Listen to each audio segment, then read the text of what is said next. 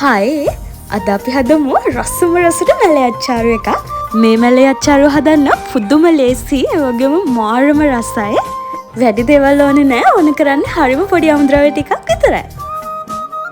මුලින්ම මේ වගේ වළඳකට මම විනාගිරි ටිකක් දාගන්නවා.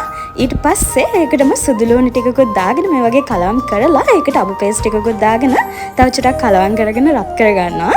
ඒකටම ලුණු කුඩු, මිරිස් කුඩු, ගම්මිරිස් කුඩු ටිකකුත් දාලා, සීනි ටිකකුත් දාලා, ටොමැටෝ සෝස් හරි, චිලි සෝස් හරි තියනවා නම් ඒකෙන් ටිකකුත් දාලා මේ වගේ හොඳට කලවම් කරගන්න. ඊට පස්සේ මම මේ වගේ ඇට අයින් කරගත්ත රටින්දි ටිකකුත් දාගන්නවා. රටින්දි නම් 7ක් විතර දැම්මේ. ඊට පස්සේ මේ වගේ හොඳට කලවම් කරගන්න ඕන. ඒ ටික හොඳට කලවම් වුණාට පස්සේ මම ඒකට අන්නාසි එකතු කරගන්නවා. ඊට පස්සේ මම අන්නාසි ටික හොඳට කලවම් කරලා ඒකට රතු ලුණුයි, කැරට්ටුයි, අන්තිමට මාළු මිරිස් ටිකකුයි එකතු කරලා ඒකත් මග හොඳට කලවම් කරගන්නවා. අපි මේ ඔක්කොම හදා ගන්න ඕන අඩුම ගින්දරේ විනාඩි 3-4ක් මේක හොඳට කලවම් කරගන්න. ඉතින් මේ තියන්නේ අද අපි හදාගත්ත රසම රස මැලේ අච්චාරු එක. ඉතින් ඕනම විශේෂ අවස්ථාවකට ගැලපෙන මේ මැලේ අච්චාරු එක හදන්න නම් ඒකට ලයික් එකක් දාලා යාළුවන්ටත් බලන්න ෂෙයා කරන්න. රස රෙසිපීස් බලන්න මාව සබ්ස්ක්‍රයිබ් කරන්න. බයි බයි.